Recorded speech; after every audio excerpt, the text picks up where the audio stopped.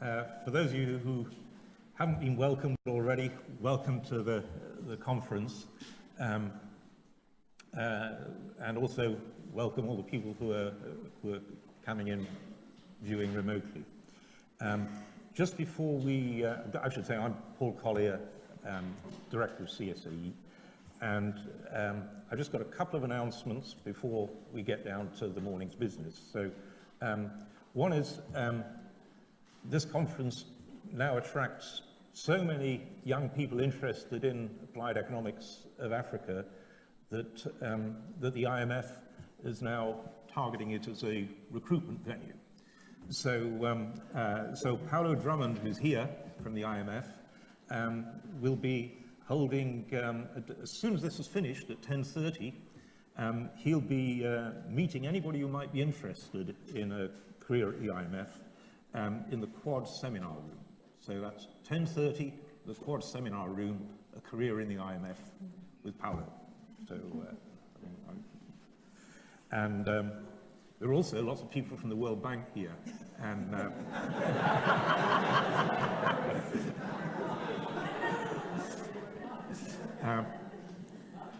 so that's jobs. This will be my last experience as the director of CSE. I was part of the group that set up CSE in 1991 with the focus on let's do sort of quantitative economics on Africa, which back then was a rarity. Now it's normal.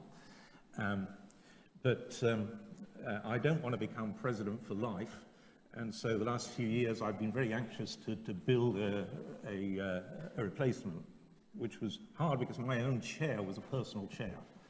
So when I left the Department of Economics to move to the new Oxford's Public Policy School, my chair died, so we had to raise £4 million for a new chair, which we've done.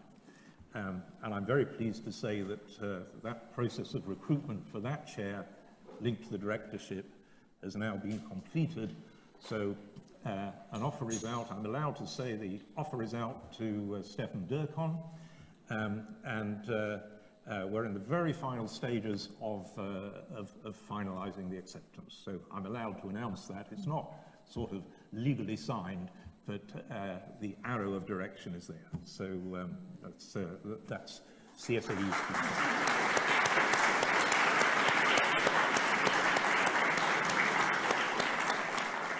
And now we turn to the business that we're all about. And it's my delight to welcome Nava Ashraf. And I've followed Nava's work for a long time. And there are two features about it which I particularly like and admire, besides the fact that they're brilliant studies, very well published. And one feature is that the area of research is basically the interface with behavioral economics and psychology. And I think that that is a field which has enormous potential in Africa. And I think Nava's going to bring some of that out this morning. It's a fashionable area, but it's an area where we're still, I think, in the foothills of potential. So that's one thing, that she's chosen this area, the bridge between psychology and economics. But the other thing that I think is really both something I admire and that's a model is the way she's engaged with policy in Africa. And what's been distinctive about Nava's work is that she's not just, as it were, done the research, got a policy conclusion, and said to an African policymaker, you know, this is what you should be doing. Look at my, you know, read my article in the American Economic Review and you'll learn this is what you should do. Right? So it's not a model of research which is delivered recommendations. It's an engaged research in which she has a common process of building a shared understanding of a problem a shared understanding between the people who are engaged on the ground and the researcher, and both learn. I mean, Nava's key point is that that engagement is not just a sort of patronizing de haut en bas, that it is actually beneficial for the research as well as for the process of embedding the subsequent results into effective policy. So, with that introduction, Nava, oh, I should have said she's at Harvard Business School. But with that introduction, Nava, the floor is yours. Thank you. Thank you.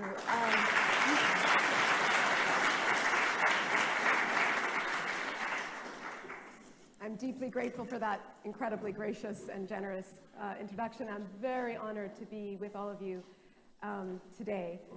Actually, the CSAE has been a great inspiration to me in starting in graduate school and wanting to do fieldwork in Africa, so it's really nice to be here.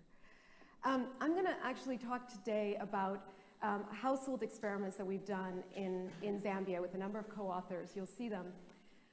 But as you'll see, the issues that we've been trying to tackle in looking at these are so intimately bound up with cognitive processes, social processes, cultural processes, that they have required a deep engagement on the ground and contextual. So, and this has been an iterative process of learning for us, and I'll just share some of these results with you today. But I just want to take us back to sort of what the economics literature has generally said about how families make decisions. As you all well know, in economics we use outcome measures that are usually at the household level. Most of our data that we use is at the household level. And for the longest time, most of the literature within economics has thought of that one unit that we get in our household data as one unit. So going back to Samuelson, you can think of the household as a unitary actor, or even, some with common preferences who come to kind of a harmonious agreement together. Becker in the 80s sort of laid out an image of the family where, there might be some differences, but really there's an altruistic dictator, so you can act as if they're functioning like a unitary actor. But, over time, growing evidence started to build on really sort of an increasing levels of identification, causal identification, that indeed, unlike the predictions of unitary models, if you give, for example, money to a woman versus a man, they might spend it on different things. And that suggests that not only are there different preferences in the household, but that these resource allocations can make a big difference, unlike what's predicted in the unitary model. So, I just put up a couple of these papers. Esther Duflo looking at pension checks for grandmothers in South Africa and its effects on grandchildren. Antonio Rangel looking at alimony laws in Brazil. But again, huge literature on this. But then we can say, okay, look, there could be differences in preferences. Let's say that there are between men and women. But in the end, if any organization is going to be able to reach an efficient outcome as a result of different preferences, it should be households, right? Because they have a repeated interaction. You would expect that information would flow well. They have made in some way a sort of commitment, so it's not a crazy assumption to think that there is full commitment in the household.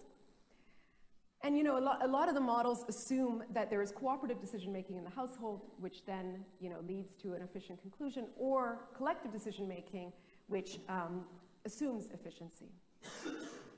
But even there, although there's much less evidence testing these models, we have some evidence that households, for example, underinvest in profitable plots.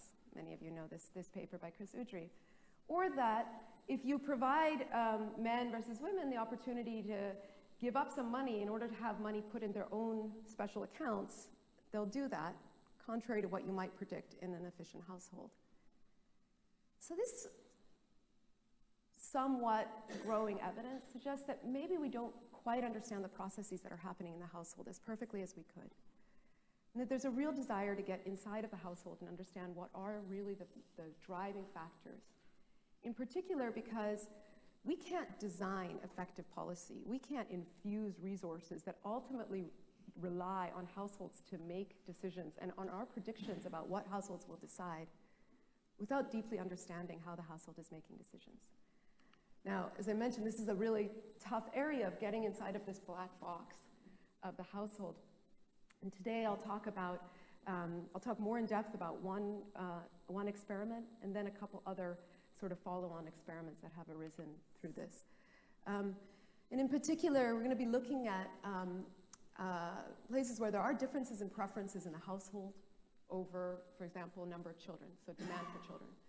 And those differences in preferences are coming from husbands versus wives wanting different numbers of children and how those are resolved within the household.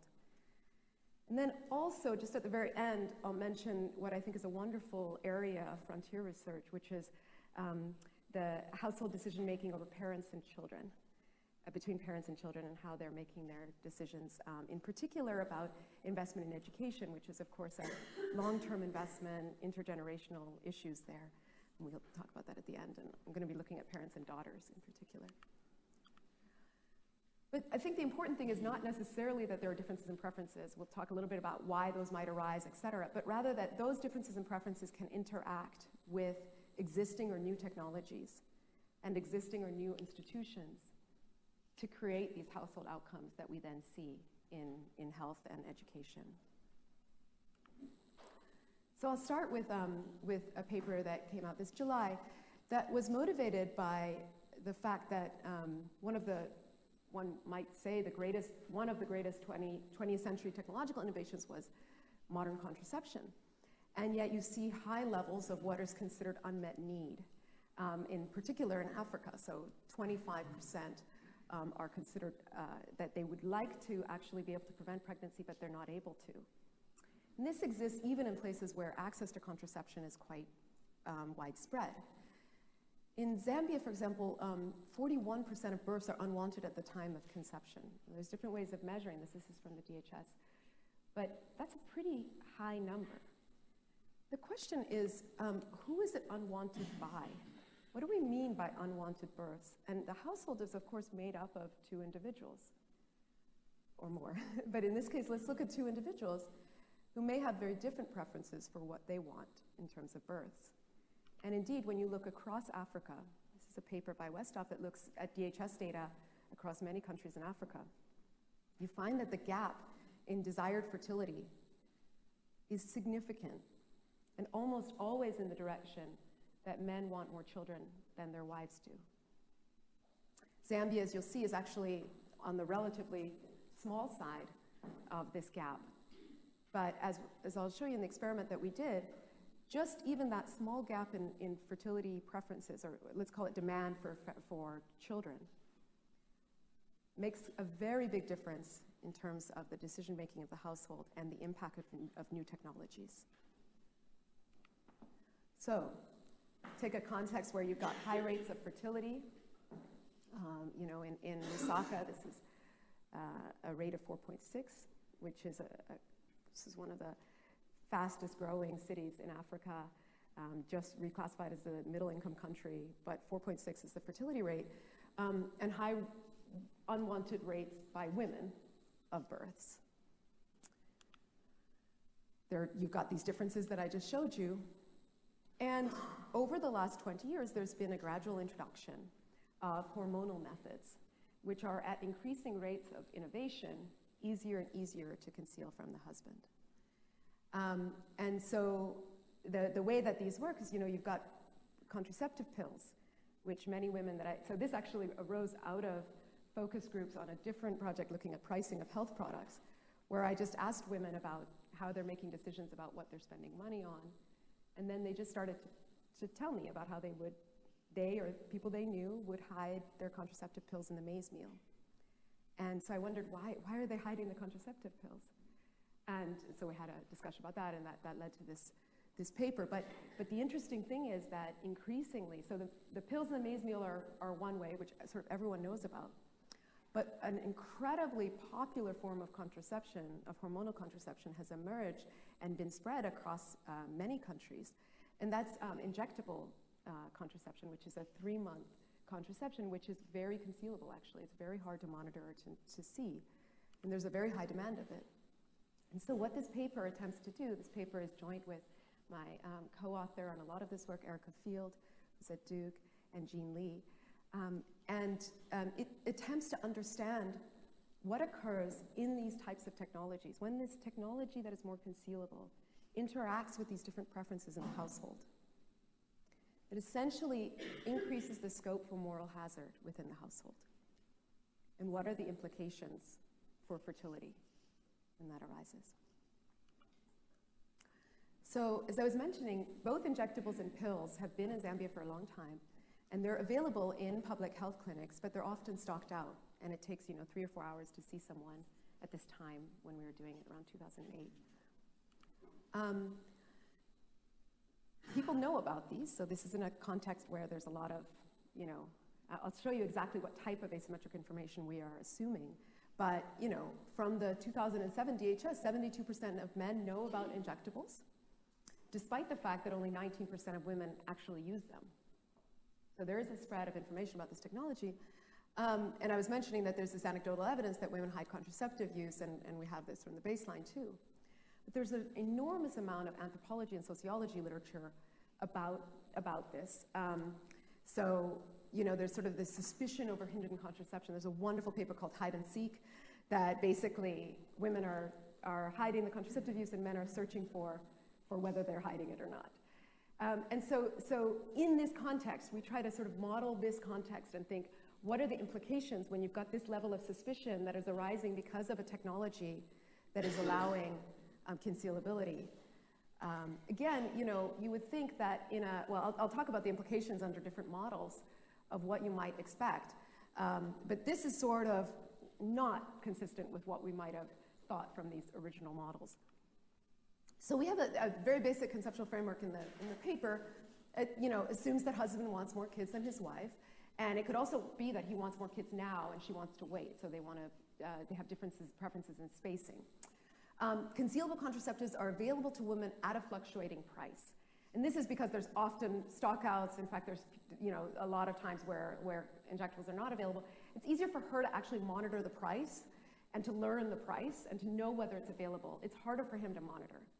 So he knows that it's available. He doesn't know how much it's available for her and whether it's at that moment available. There's a basic principal agent problem with hidden action and moral hazard, although we try to also put it within this literature of collective and cooperative decision making.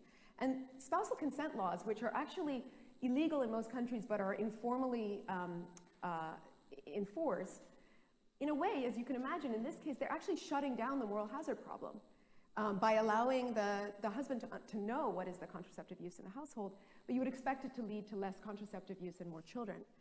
And then the presence or the lower price of concealable contraceptives, which are being kind of rolled out around the world, can increase moral hazard, leading to more contraceptive use and less kids. So what we did is, in collaboration with a public health clinic, we had 749 married women who were given vouchers, lowering the cost of modern contraceptives, but they were given vouchers differently. So we did a baseline survey on the husband and wife, and then in the individual treatment, they were done separately. So in the individual treatment, after the wife's survey, a voucher was given to her. The voucher looks like this. Oops. A voucher was given to her by herself, saying you can come and access these injectables. In the couples, and that required only her signature. In the couples treatment, the voucher, what happened was they did their private surveys separately. The voucher was attached to his survey. The couple was brought back together, and the voucher was given to the husband in presence of the wife and required both of their signatures. So this is the husband has decision rights over the use of voucher. This is like the spousal consent rules that we saw in the context. This is like what most NGOs are doing in terms of rolling out these concealable contraceptives, which is just target the women, because then you'll know you'll get the usage and you'll get the less kids, which is the sort of policymakers' objective in this case. But we'll talk about what the Zambian government said about the policymakers' objective in just a second. But just to say that we were trying to basically test what these different policies are that exist in the world, and then see how it affects family planning services, the method of contraceptive choice, fertility, and subjective well-being by women's own assessment. So just to sort of say the experiment changed the scope for moral hazard, the husband in the individual condition knew about the existence of injectables, but didn't necessarily know that the wife had free and guaranteed access, but the husbands and the couples have the same beliefs about access. And if you think about just a general, any model you'd want to write down about this, you would think that you'd be able to actually replicate the couple's treatment with the individual treatment. Basically, what she could do, she should always be in some way weekly better off, because she could always turn the voucher over to the husband, right? And in this case, the husband has decision rights. So the predictions would be in both a cooperative and collective model or a non-cooperative model, that in the short run, you should see contraceptive use and welfare higher for women in the individual treatment than in the couple treatment. But in the long run, what we do is we take all of this anthropology and sociology literature very seriously, and all of our focus groups' anecdotal evidence that there is this suspicion in the household, that women don't like actually hiding this contraception from their husbands, and we sort of impose a psychosocial cost of this. And what we show is that in the long run, you might expect that what that does, that type of suspicion in the household, just really breaks down the conjugal value of the relationship. It may not break it down sufficiently to cause separation, but it might reduce welfare, even as you get an increase in contraceptive use or less children.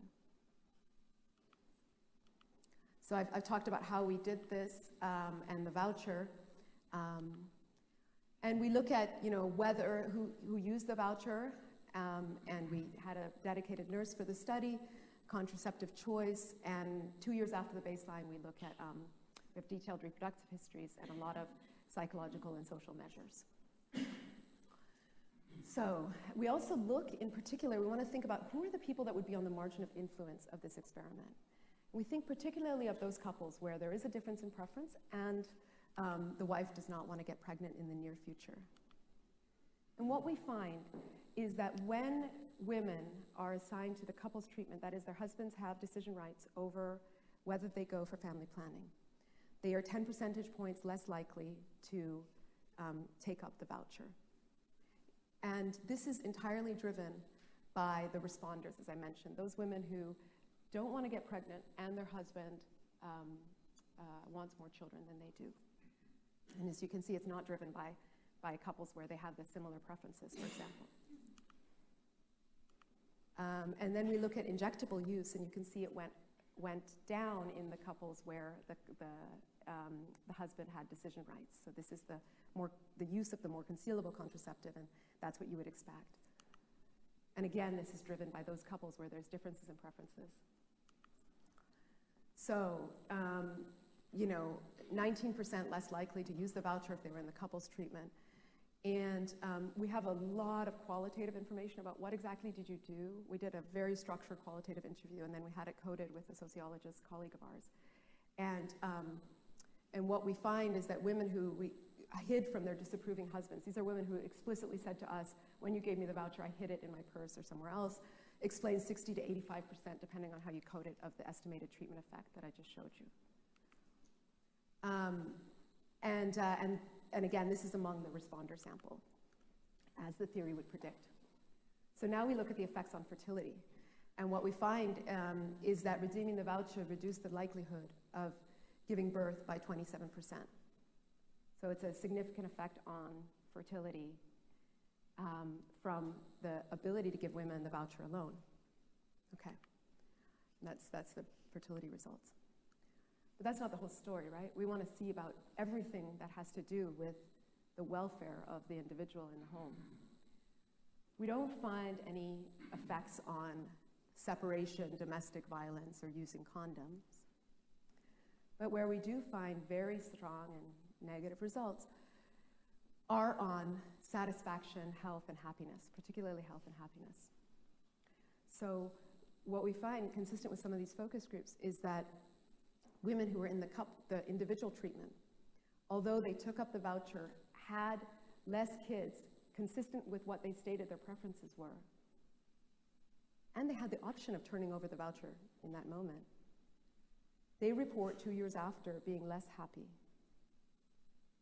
So of course, this is not totally consistent with a revealed preference argument, but it is consistent with this sort of middle to long run implications of the idea that suspicion in the household is reduces welfare. Now, one thing I want to say is that we had a control arm that is not in this paper, it's an overarching paper, where actually, in both cases, the individual and the couples, compared to not having access to contraception, because all I'm showing you is the difference between individuals and couples, right?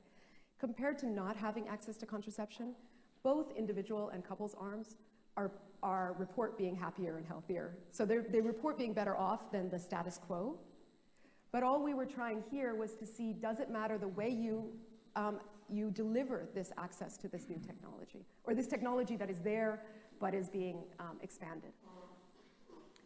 And when we saw this sort of just really suggests an evidence of a trade-off between privately improving women's set of outcomes, choices which may result in contraceptive outcomes that could improve welfare for herself and her child, but also lowering the conjugal value of the marriage. And if you think about who are the people, so these are the results. The ultimate results on welfare are inconclusive, and it provides a cautionary note to the policies and programs that are being implemented in this arena. The first thing it does is say, male involvement campaigns hoping to change fertility trends and get men involved by, telling them about family planning. Actually, if you see like 13 out of 16 of just the randomized trials show no effect. And in fact, you would basically be reducing the choice set of the women by doing that. On the other hand, family planning programs that target women exclusively and promote more conceivable forms of contraception can actually decrease welfare in a different way. And so, just to see sort of how big a deal this is, in June 2012, the Gates Foundation committed $2.6 billion to increasing contraceptives, mainly in the form of injectables and implants, which are long-term concealable contraceptives because of the huge demand for them. So it's very tempting, I think, from a policy side to say, from an international policy side, I'll tell you about domestic policy in a second, but from an international policy side to say, well, this is consistent with our desire, what we think development is and what we think growth is, which is less number of children, and so let's align our preferences with the preferences of the woman, or what we think are the preferences of the woman, not realizing that she is functioning within this context of a marriage and a family.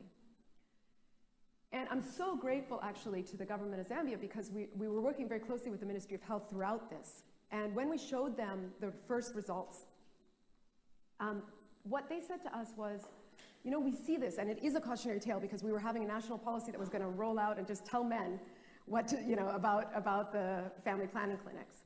At the same time, we as a country and as a government believe strongly in the value of the family. And it was so interesting sitting at that table, because there were also, the more international NGOs that had different agendas, basically. But what the government said is, that's what is important for us. So please go back and find out what really looks like is driving your results is the differences in preferences between husbands and wives. Why do men want more kids than their wives do? That's the big thing. That's what we need to fix. So this provides us a cautionary tale, but it's not finished. And so we felt this strong responsibility to figure out what was driving this difference in demand, and to really try to unpack that and to see, is there anything that can be done to bring this gap into alignment so that there can be improvements in welfare across the board? And that has led to a new research program that is with Erica, who was my co-author on the previous, Alessandra Boena, who's at Chicago, and Roberto Zapparo, who is a postdoc at PSE, about to go to Marseille. And there, what we're looking at is, this difference in demand that we see between husbands and wives around Africa and in Zambia could be driven by many, many things. Right? Could be that, men have a higher utility out of children, that they have longer reproductive span, that they have lower costs for childbearing and child rearing. Many people have given a lot of these reasons. A lot of these reasons are quite difficult to overcome.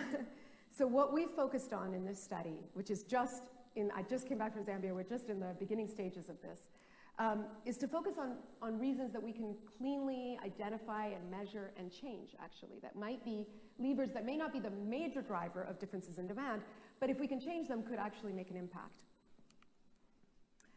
And there, again, through a lot of qualitative work, what people said is that men and women might have different information about the costs in the household, particularly the economic costs of raising children or the health costs of childbirth. This was what a lot of nurses said.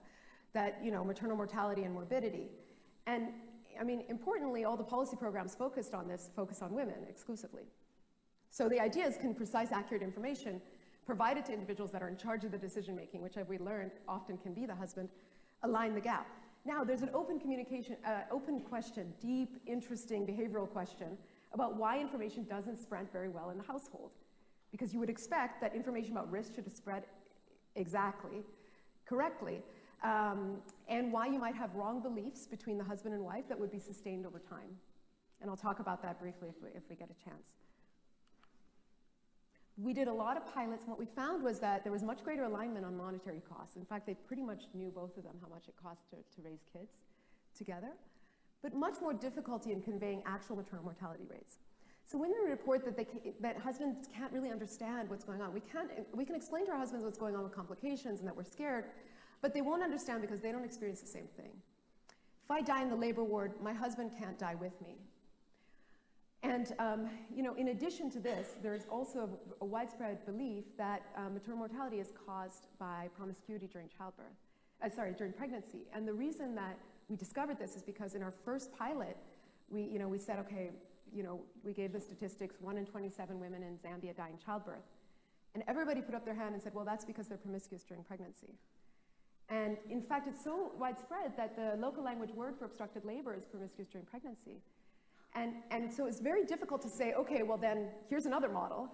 But there we actually talked about, we said, well, 1 in 110 women in South Africa die in childbirth. They said, well, those women are different. And then, because that's sort of still consistent with the mental model, we said, okay, 1 in 41 women in Zimbabwe die in childbirth. Suddenly, there's a little bit of a rivalry, anyone who's from that region, there's a little bit of a rivalry between Zambia and Zimbabwe. So they're like, wait a second.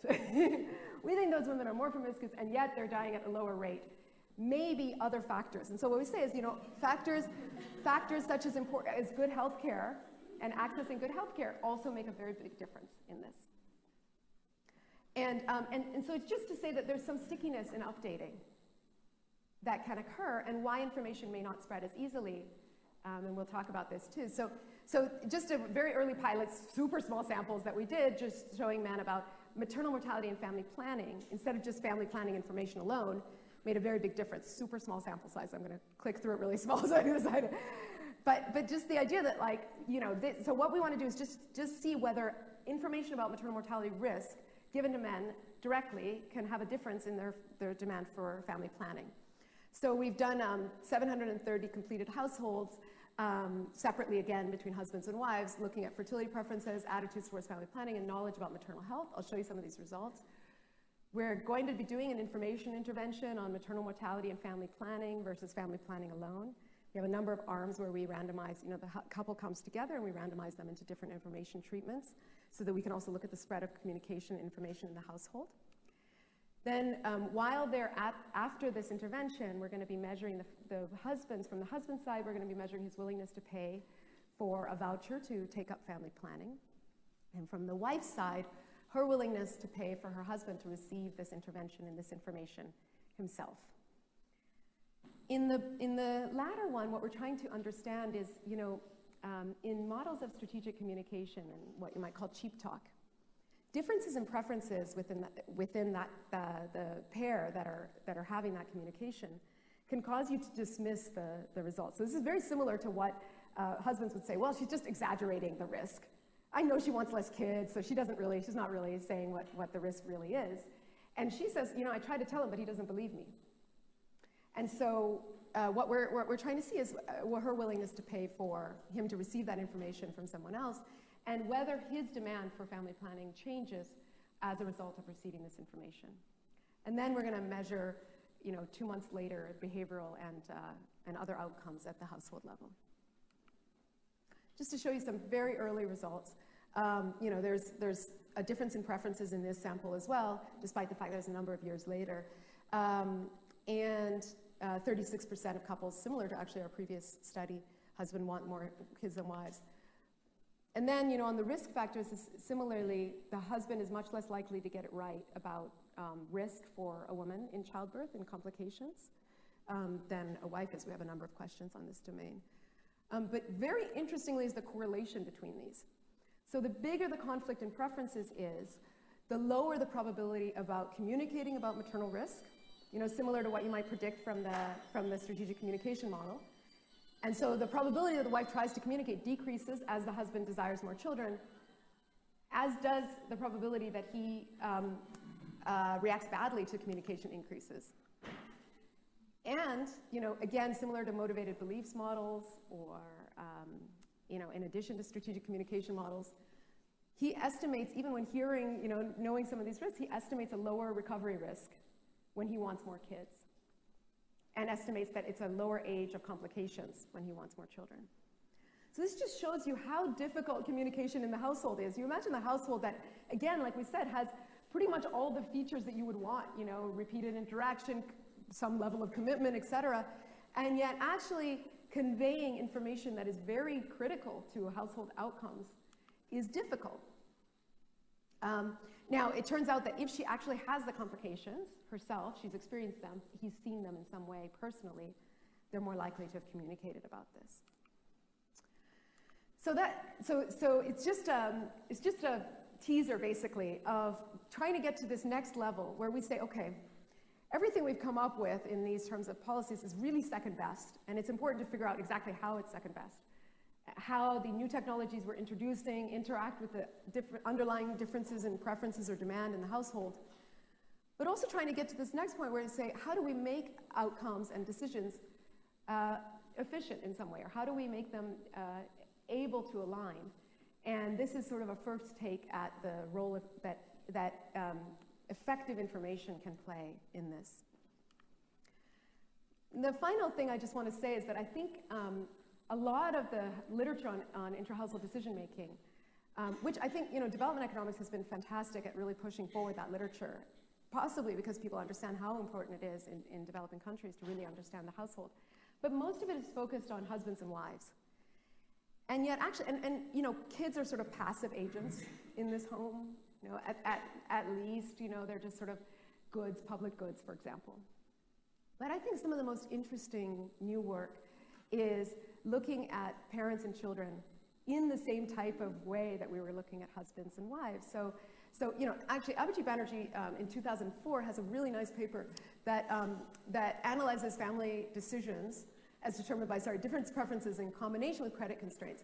So if you have incomplete contracts or imperfect altruism, where you're not fully internalizing, you can have an underinvestment, for example, in education.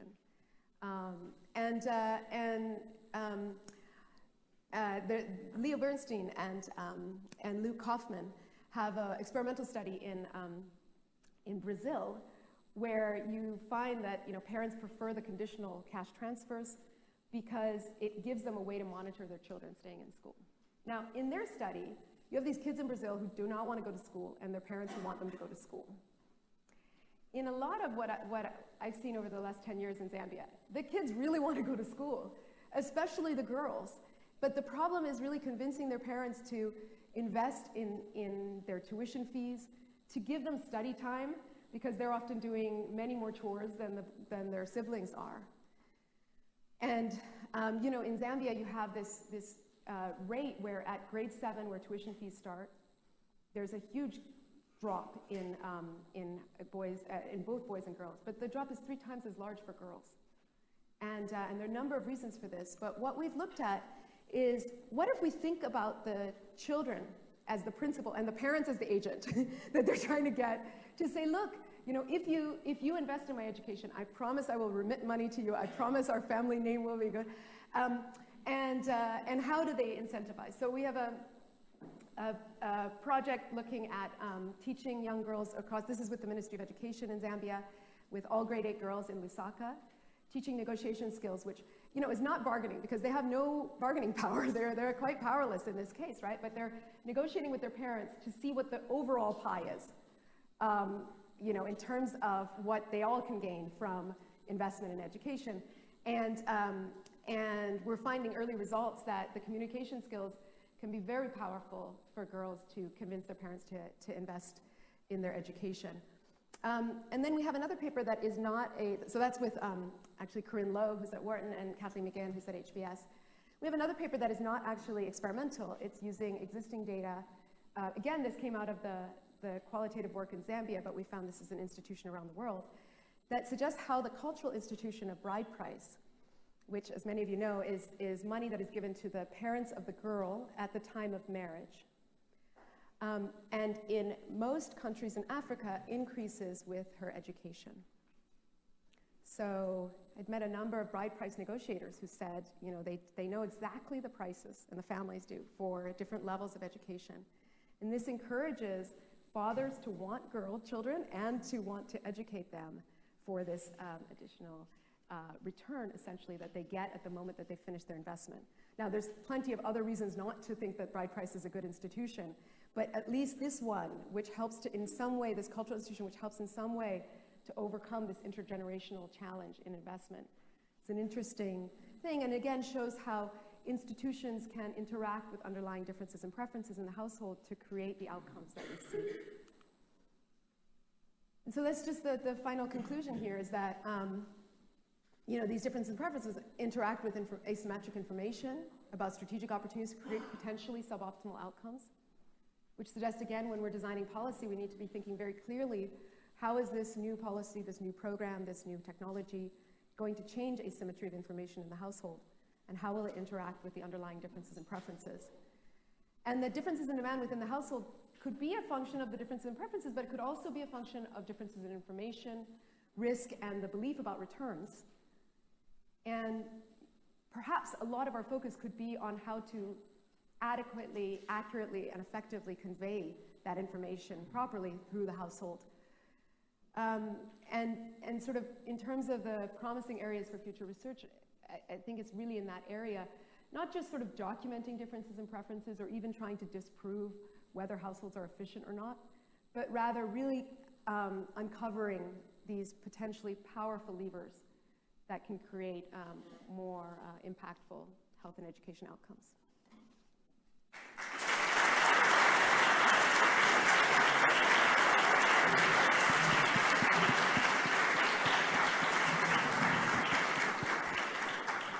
Well, thanks very much, Nava. That was a treat. It just revealed what a fascinating area.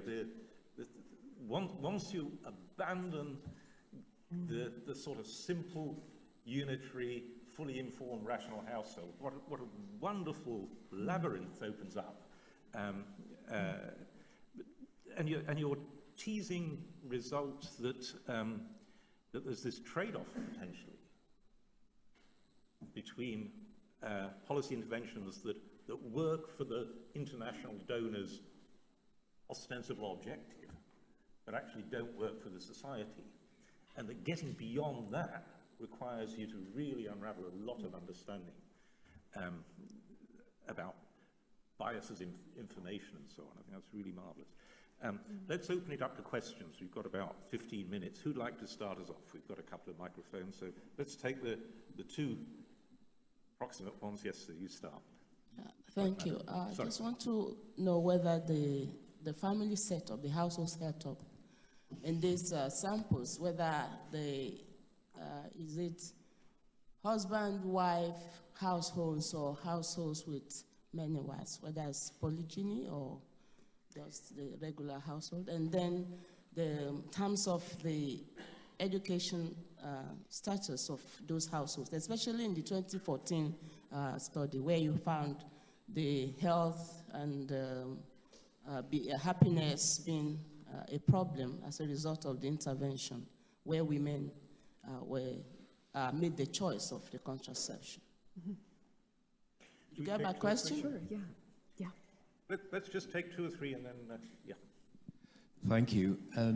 My inference is that you looked primarily at monogamous marriages. I would be interested to know what the outcome would have been if you'd stratified by polygynous marriages and monogamous marriages. A second stratification that would have been interested would be if you had looked at the difference between urban households and rural households. Maybe I could just take those two. Yeah. I'm afraid I won't be able to remember all of them. If I, so great. These are very related. These are primarily non-polygynous households. They're in semi-urban Lusaka. So I think the ministry really wants us actually to look in rural areas as a next stage, but this is in basically the peri-urban areas around Lusaka. Now, non-polygynous doesn't mean monogamous, and so there is another thing going on in the background here, which is a lot of what you might call concurrent relationships, and in particular, women fearing that a husband, if he doesn't get the number of children he wants, will go to another woman. And so that can often be the reason why, even though they don't want children, they have them, because they want to make sure they are able to preserve their marriage. And in terms of education levels, actually, because it's peri-urban, the education levels are not as bad as you would think. Most women were literate and had primary education, and they very clearly understood what was happening. We worked very closely with all the community health workers in that area to make sure that everything was really well understood. Okay, let's take another, two just down here. You start, yeah.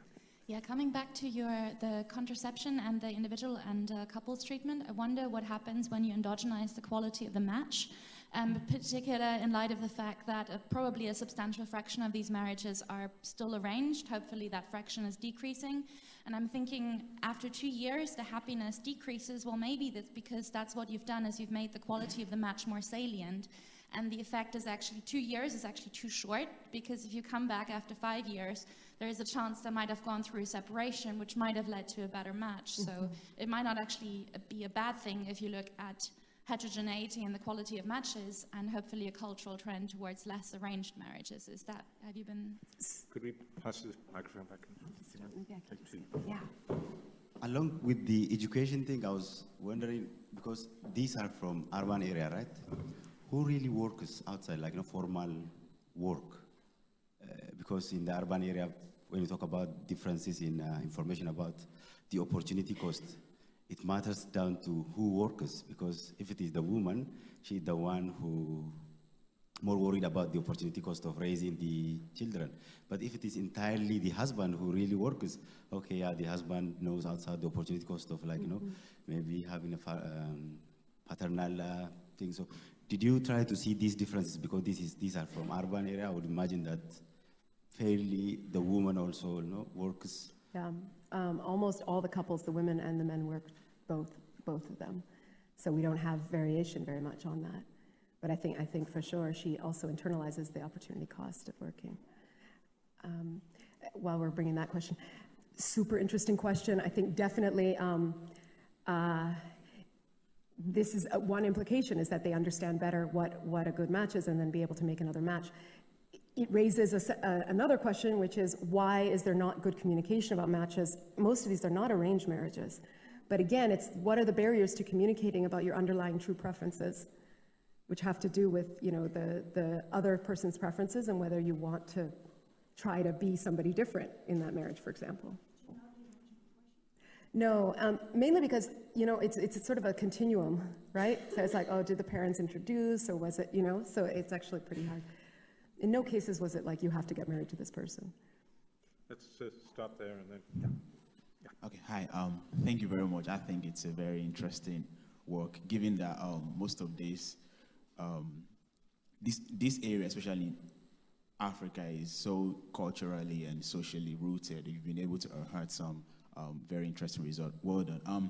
I'm just trying to think about the difference in the preference between the husband and the wife. And I personally, I'm thinking that, most of them are deeply culturally and socially rooted. So take, for example, did you check the family history of the husband and the wife? So take for example, if the husband comes from a family that, there are so many children, there will definitely be a tendency for him to want more children. And if, the wife also comes from a family where maybe during childbirth, a mother or someone like a auntie died, she will also be very careful in terms of bringing up more children. And at the same time, did you check households where the mother of the husband especially stays with them, because the decision to have more children sometimes by the husband can be driven by the mother. So it's the mother that is telling the husband that, oh, we want more children, perhaps because they believe that children is like an insurance for old age, when they get older and they take care of them. Yeah.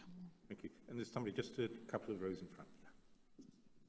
Yeah, sort of going back to the injectable paper as well, I wonder whether you can say something about when you suspect sort of some of these happiness problems come into play. So we heard that the injectables last for 3 months and you get one voucher. So presumably that means after that time you go back to the issues with stockouts. So this is more about happiness and a lot of suspicion starting really rapidly in these 3 months and then having long-run knock-on effects that you see 2 years down the line, or do you think this is more a gradual process over time and sort of a less strong short-run impact, but sort of more fluid over time? I think it's more, probably more gradual, although we can't tell because we just took 2 years afterwards.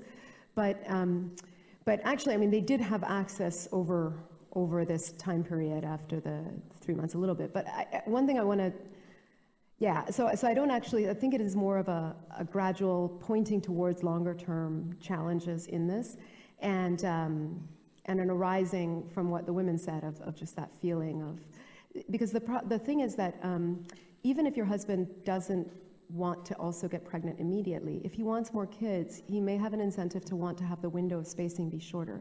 So she has a period of time in which she can say, I'm not getting pregnant by chance. And then at some point he's going to get suspicious. But that window is like maybe 1 year or 1.5 years, you know? And then at some point he's going to start to wonder. Your question about cultural institutions, I agree. I think these are very rooted in terms of your personal experience, in terms of your culture. And that's why it'll be interesting to see if something as sort of basic as risk of maternal mortality and health can have this effect. I think the Bride Prize paper really shows us how this variation in culture can affect the way that people perceive, for example, information about returns to education. Thanks very much for a very interesting presentation. My question is about how we should think about happiness alongside revealed preference and then welfare. It seems to me that I make plenty of choices knowing that they're going to make me less happy, and we all do, and we respect that because we have objective functions that aren't just about happiness. I would have thought as a first cut that if we're talking about respecting the agency of these women and empowering them, particularly in a context, as you say, where they're very fully informed about this, that we would think that revealed preference is actually about the choice they make rather than the way they answer a subsequent survey question about whether they're happy. Yeah. Thank you for bringing this up because I didn't emphasize this as much as I should. There's a lot of debate about how we should, in general in this literature on subjective well-being, on how we should interpret those. Exactly as you say, these are moment-to-moment measures. You know, parents who have kids seem to be less happy on average than parents who don't have kids. I mean, married couples, but you wouldn't say that you wouldn't have kids for that. So long-term satisfaction and meaning are very different than short-term satisfaction. At the same time, they point towards something that doesn't feel quite right. And so that's the only thing. So it's not actually saying one or the other is better. In fact, you know, this agency issue is one of the fundamental reasons we started this project. It just says that may not be the only issue. My question is about the finding you had. By the way, your study is really good. I think it's very interesting. But I'm a Nigerian, and I know for a fact that children is usually a woman's decision, right? Women want to have more children, and men don't want to because they're the ones that work most. And they know that the economic cost of having children is to school them. And education in my country is expensive. I don't know how it is in Zambia. So usually parents don't want to have children. And that's why they are in favor of the female children because, like you said, this bride price thing is very crucial.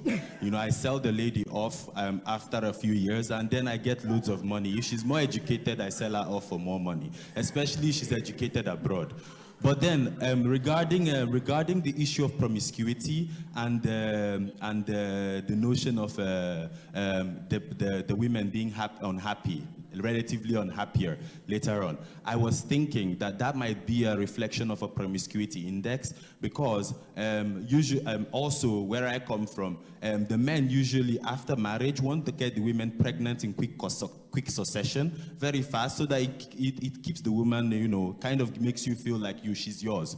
kind of thing, you know. So she's not going anywhere. This is why I know culturally. So you hear this a lot in the background. They get married, and then they make the woman pregnant 9 months after the other 9 months, and just so that she's there. So sometimes when that doesn't happen, when the woman resists this, there is a sort of a penalty for not being submissive. And that penalty is that the man goes and has a kid outside, and that kid inherits his line. So this can be what you're observing. I don't know I don't know what Zambia is like, but this is how Nigeria works, and most of the countries in the West Coast, from my own knowledge. Yeah, no, thank you for your honesty in the cultural background here, because I think a lot of these are things that I've also heard in Zambia.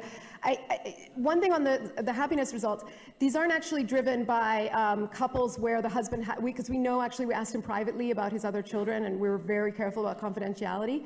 So it's not where he's gone and had another child already, but maybe she has that in her background as something that she's worried about, for sure.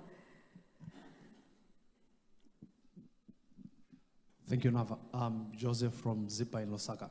I have two questions. The first one is, how does the treatment on the chip talk change when you condition on the actual observed adverse event? Say, for instance, during childbirth, there was actually probably cesarean section or maybe miscarriage in the couple. How does that change the effect? Then the second question. Sorry, the effect on happiness, you're saying, or the effect? No, effect, on your first paper. That's on your first set of results. On the chip talk, whatever. How does the preference of the husband change when the wife actually experienced an adverse event, a miscarriage, or she had to deliver through the cesarean section? Yeah. Then the other one is considering the location of your site in Chipata compound, which looks more homogeneous when it comes to issues. It's Chipata Clinic, not Chipata Clinic, compound. which is the catchment of the Chipata compound, mainly, anyway. So my question is, because that's more of a homogeneous unit when it comes to culture and probably even education. I'm not surprised that the issue of education is coming up more frequent. What would be your take if that environment was kind of altered? Say, if the culture was much more heterogeneous, maybe even in more unobserved ways. Do you think, how do you reflect that on your results? Thank you. Great. So on that one, actually, we compared our sample to the DHS of Zambia, and it's actually very, very remarkably similar. So I don't think it's too selected of a sample. But in general, I mean, your overall question, which is an important question for all field experiments of generalizability, comes down to whether we believe the mechanism is at play in different cultures or not. And here, I think the mechanism that we're really thinking about is whether there is a difference in preferences in the direction of husbands wanting more kids, and whether that's interacting with the technologies that are available to them. And that, I would say, is pretty common across different cultures. Your first question, about complications. So right now, for that second study, we don't have anything causal that I can tell you. The only thing I can tell you is correlations. And certainly in couples where the wife has experienced complications in a previous childbirth, he is more likely to know about complications, and there's a difference in preferences. But at the same time, we don't know if maybe there's that difference in preferences that he's revealing is a result of her talking about that, or maybe that means that they talked about it because he has more aligned preferences. So that's something we're going to find out more about. I think we better do our last question, last pair of questions, just in the middle, towards the front. Let's start with the lady in red. Yeah. Well, so far we've talked about the results on happiness and the secretive action, the secretive use of contraceptive, actually, well, maybe decreasing happiness. But I was pretty surprised about the result on health. Could you maybe tell us a little bit more about that? Yeah, so that was just an overall question. Overall, given your state of health, how do you feel? And so we actually tried to probe that a little bit more and just see, is that about mental health? Is it about, and it just seems an overall measure of well-being. There's not more disease, there's not more HIV, there's not more anything else on that front. So We have some other results, interestingly, that access to contraception as a whole, remember I was telling you about the control treatment arms? So access to contraception as a whole increases mental health in the sense that you do feel less anxious, more a sense of locus of control, for example. But then what we're seeing in our sample is a combination of what you get from access and this sort of having to have this individual versus couples effect.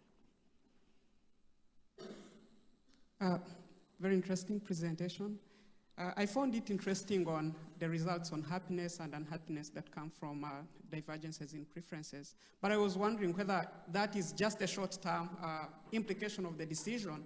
In the long run, when costs set in of taking children to school, maybe there's a switch in preferences where men come to appreciate the decisions that were made by women. So what we see now may not be a long-term, consequence of this. It might be a short-term, but in the long run, there might be a switch in what we find on happinesses versus unhappiness. It's a great point, and it actually reminds me of, the Anderson-Ballon paper on Roscas, where, essentially the reason that women are able to save the money and men are not is because men in the end, in a long run way, they're gonna be happy if the woman saves the money and buys something that is substantial. In every moment to moment, they don't wanna be doing that. And so the Roscas allow the household some way to do that together, and in the end, the men are happy. So I guess we'll see. Great. I've got a feeling that we could just spend the rest of the conference sitting here with you fielding questions. But the good news is that Nava is actually going to stick around for the conference, so she'll be here to nab in the coffee break.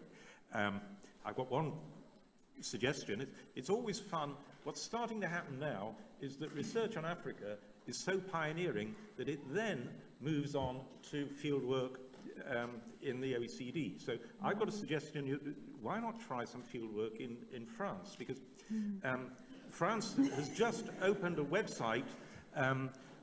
It's advertised on the back of buses where married women can cheat on their husbands through this website. And this is a market innovation. So just taking Simon's point, just in a revealed preference analysis, is this welfare enhancing, or is it happiness reducing?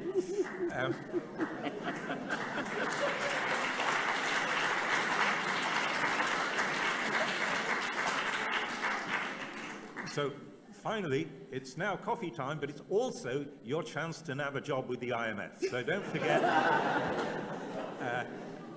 that's the quad seminar. Good. Thanks very much, everybody. Thank you, Nava. Wonderful. Wonderful.